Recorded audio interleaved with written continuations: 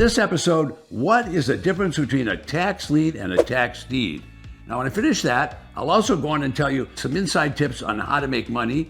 And before I finish, I'm going to show you some mistakes that you really need to avoid. So stay tuned. I'll come right back. What is the difference between a tax lien and a deed? So I'm going to give you the who, what, where, when, and why.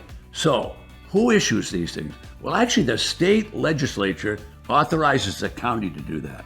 And the county will issue a tax lien certificate if you haven't paid your taxes on your property.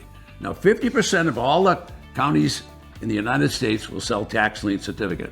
When you raise your hand at auction and buy one, you're buying a certificate that's predictable, it's certain, and it's secure. You will not get possession of the property. You only own a piece of paper. You only own a piece of paper when you buy a tax lien certificate. But why would you want to buy that? Well, you'd want to buy that certificate because the county will pay you 16%, 18%, 24% interest on that certificate if it stays outstanding. So it's a chance for the investor, especially a newcomer, to make money in a predictable, certain, and secure environment. Okay, those are called tax lien certificates. So again, half of the states in the United States will sell tax lien certificates. They're always sold at a county level or a municipal level. So a tax lien certificate, you're going to end up earning interest on a predictable, certain, and secure investment. But what's the other side of that? Well, the other side of that is tax deeds. Now, half of the states will sell tax deeds. Now, what does that mean? Well, that means that that county, when that property went into default, what they simply did is they said, if you don't get us paid in so many days, then we're going to seize. That is, they're going to confiscate the property. In other words, they're going to evict the property owner. Their county is now going to own their property. Now, the county doesn't want any property. So what they're going to do with the property is they're going to auction it. And they're going to auction it for the back taxes plus any fees that were owed. So they don't necessarily mark it up to 100%. They say, we're just going to get rid of it because we want the tax money. In other words, the county's in the tax business, not in the property business. Now, what about you? Why would you want to know about that? Because now they're selling properties for 10 cents, 20 cents on the dollar.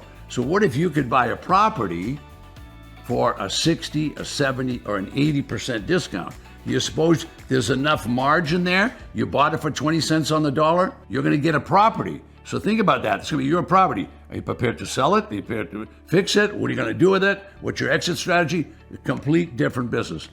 Regarding property possession, what's the key difference between tax liens and tax deeds? In one case, you're going to get a piece of paper.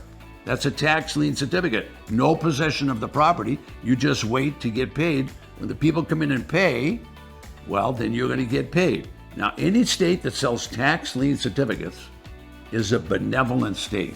Now, what right gave me to say that? They're just not confiscating the property. So if they sell a tax lien certificate, sometimes the certificate can be outstanding for 6 months, sometimes it's a year, sometimes it could be up to 3 years. So in other words, they're not throwing those people out on the street. They're saying, look, you owe us the money, and we'll give you all of this time to pay that off. So if you own that certificate and it was paying at 18%, well, that would be 1.5% every month for the first year, or 18%. Another 18% in the second year. That's a lot better than the B of A or the Wells Fargo banks paying at 1%. All right, so there's a big difference between tax lien certificates and tax deeds.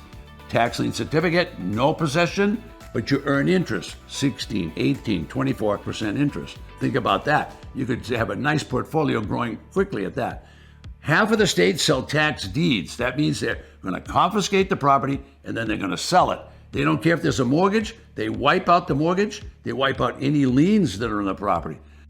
Why are property taxes such a crucial source of funding for counties? The local government has lots of power, and they're going to exercise their power. Now, why on earth is the county selling those tax lien certificates? They're selling those certificates because the county has a ton of bills. What do you mean they got a ton of bills? Well, who pays the police department and the sheriff? Who pays the fire department? All those bills have to be paid. Well, what about the school teachers in the schools? Someone has to pay for that. So you're getting the idea. The county collects property tax, and then they pay it out to all of these different entities. How diverse are county property offerings at tax lien certificate or tax deed auctions? Tax lien certificates could be on every kind of property. Obviously, homes, you could have it on farms and ranches, you could have it on a commercial building downtown. For example, I've gone to auctions and bid on a certificate on a huge shopping center. They owed $100,000 in taxes, and I bid. I said, I'll pay the $100,000 of the taxes. Give me that certificate, because the certificate was going to pay 16%.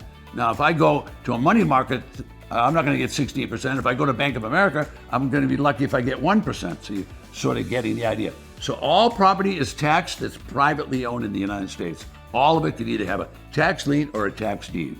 Is it possible to use a credit card to pay for a winning bid in a tax lien certificate or tax deed auction?